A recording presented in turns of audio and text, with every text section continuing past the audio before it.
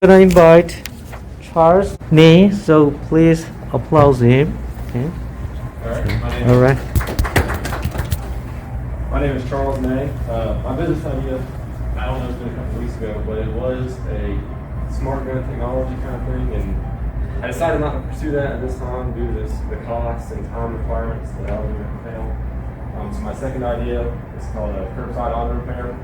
And what it is basically a home-side auto service. So instead of bringing your car to the shop and getting it worked on there, someone will come to your house and work on your car at your house. So key partners, there's not really going to be that many key partners at this time. It's just going to be me. The only other key partner will be the auto parts stores that I retrieve parts from.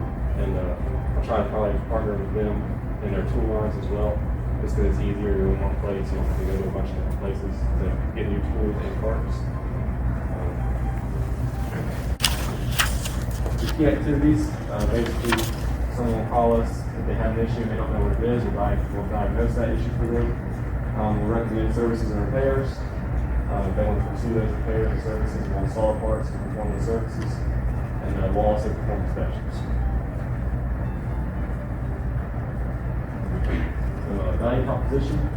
It's going to be a lot more convenient for people that are like busy, so like parents, people that work a lot of hours, bring in their vehicle instead of taking it to a shop. You can go to them.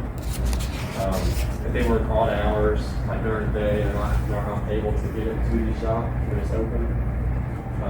If it's unable to if it's unable to drive to the shop, they don't have to pay for a tow truck to take it there, so that's eliminating that cost.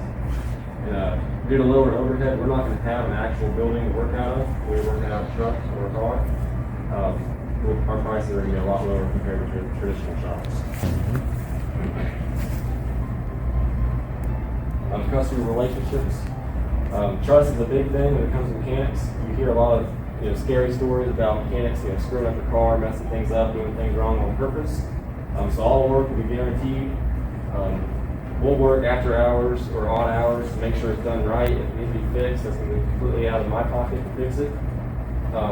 They'll be able to reach me at all times on a mobile phone, 24/7. If there's any issues at all, to figure things out if there's anything wrong. So pretty much that works in guaranteed.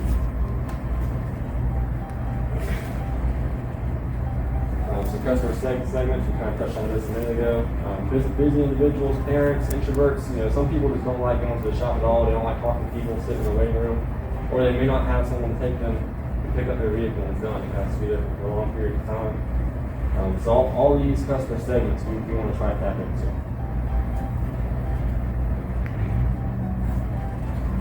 Channels, Facebook, Google, newspaper. I didn't put it on there, but advertising in the truck itself.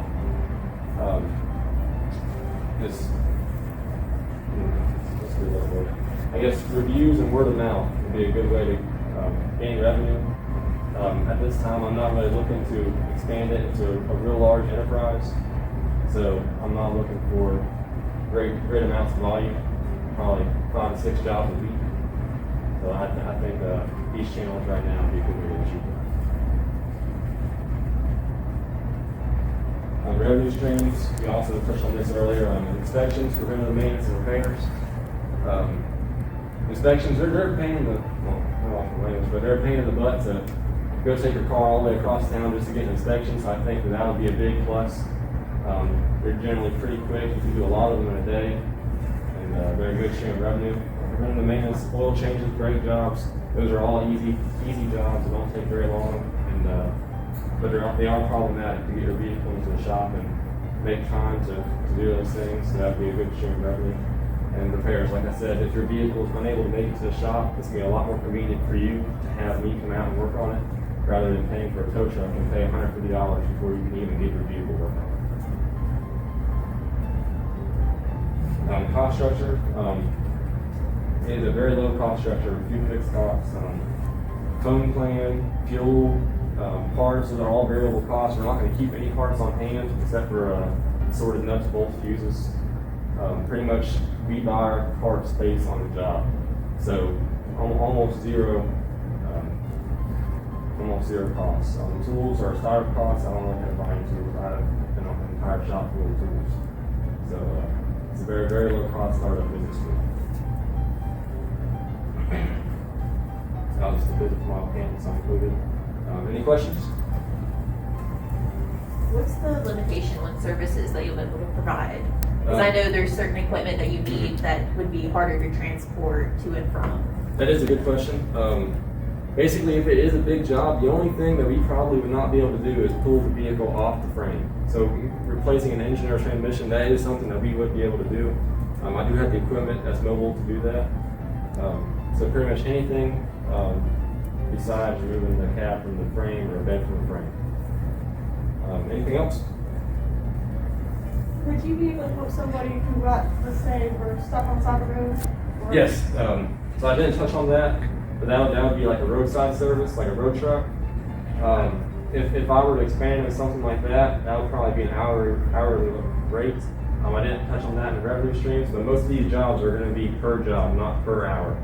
So it helps be more transparent with the customer. They don't think they're trying to work a bunch of times. Pretty much, if I do the job fast, I get paid the same amount. If I take 8 hours, I'm not screwing up the customer. But roadside services, those will be hourly rates, especially odd hours like in the middle of the night. So that was a good question. Anything else? Is there going to be any type of extra cost if you, let's say your client lives 20 miles away versus 5 miles? Is there going to be a cost difference between your services if you're doing the exact same thing? Yes, that's another good question. So there will be mileage costs. It'll probably be 50 cents a mile, maybe 57 cents a mile. 57 cents a mile, if you guys do not know, is the most that you can claim per mileage if you have a sole proprietorship on your taxes. So it'll probably be around there.